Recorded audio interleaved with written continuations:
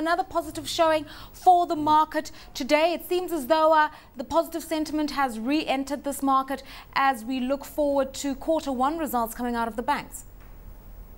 Yes, and we also saw a lot of foreign investors coming in on the buy side, which is always a good thing. On counters such as Safaricom, KCB, we saw a lot of foreign investors coming in to pick up issues, but they're also exiting KPLC and KQ. I mean, obviously, we've just come out of full year results 2010, and now we're heading into a review of Q1. Everybody says Kenyan banks are a buy, albeit that they're very rich. What's the dynamic at play for Q1's outlook? Because many had priced in the profitability of banks and had said that they can't move beyond that premium. I think the end of year results we saw at the beginning of the year from the banks will be the best we'll see for quite some time. We don't expect such strong growth during this first quarter. All right, let's talk about the general performance of the market. Unfortunately, despite very good results, the market had declined about 12% this year already. People saying things could get better as you go forward, but with inflation creeping in above 9%, what kind of improvements are we likely to see? I think the market actually will improve, especially we should expect it up to about the third quarter. Within the last quarter, moving into 2012, we may see it slowing down a bit. But the inflation we're seeing currently, I think, is actually, it should be looked at as short-term inflation. We expect inflation may stabilize, may come down back to stabilize around levels of 5 to 6%. In fact, this may be one of the worst months we'll see, because the short trains have begun, and the shilling has strengthened. But although we saw it lose today, which is expected considering the end of month and beginning of the month corporate demand. All right, then let's talk about which counters to watch. KCB is said to be planning to open an investment banking division. That saw in the last session, KCB, the price of KCB improved by about 3%. This upward trajectory, do you expect it to continue? KCB has always been a good long-term stock, and with the it's still not confirmed that they're opening an investment bank, but KCB is always a good long-term stock. Speculatively, it's not such a good stock because it doesn't move much. Always stays between levels of maybe the lowest I think it's done this year is about 17 and the highest about 24.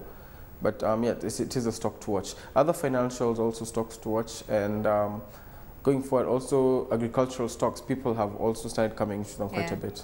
I mean, you talk about speculative buying, and the one counter where we've seen speculative activity is Sasini. Now, what's curious for me is that Sasini is one of the drivers in the agro sector, but generally there are fears of liquidity not being what it should be within the agro stocks. Fears of the drought looming could impact on production. Are agro stocks stocks to be flooding into?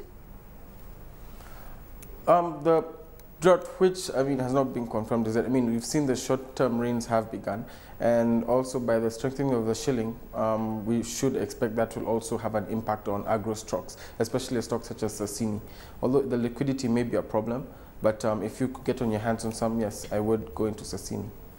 All right, let's talk about the energy sector stocks. Kenyan Cobalt also seems to be a market favorite at the moment. It commands about 25% of Kenya's fuel retail sector. They're planning to issue about 300 million shares. Has the market been shaken by that?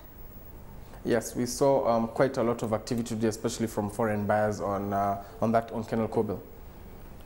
All right, let's talk about the carbon exchange, staying on this tack of climate change. Apparently, a carbon exchange has been launched in Kenya about 10 days ago. That didn't happen with a lot of fanfare, but it's a very significant move in terms of making the market dynamic, introducing new products, and just getting a new dimension of activity. That's true.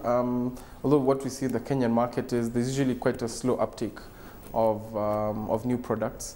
But we do expect it going forward, and with the environment becoming such an issue, especially with agricultural and industrial stocks, we do expect it to pick up quite a bit.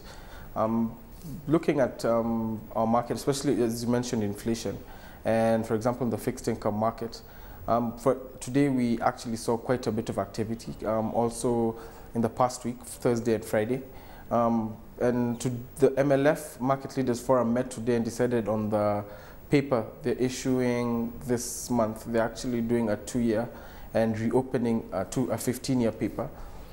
We expect them to come above levels with all the pressure on rates, especially from inflation. Right. We expect them to come up over the last issue. How exciting is the fixed income side of activities? Because I know that a lot of focus was on the 30-year savings and developmental bond being launched by the CBK, and possibly even looking forward to some corporate bond issuances later in the year. But has that space been vibrant? The 30-year has shown quite a bit of activity, actually. From being issued at an average of about 1350, we've seen it come down to trade at levels of 1330. That's a 20 BP drop, which in this year, the way the market is behaving is quite significant. And going forward, I think we'll see more investors staying on the longer end of the curve, which seems to be less volatile than the shorter end. The shorter end has been rising steadily. The 91-day T-bill with every auction, every week, it actually moves up a couple of basis points. So we should see more activity on the longer end of the curve.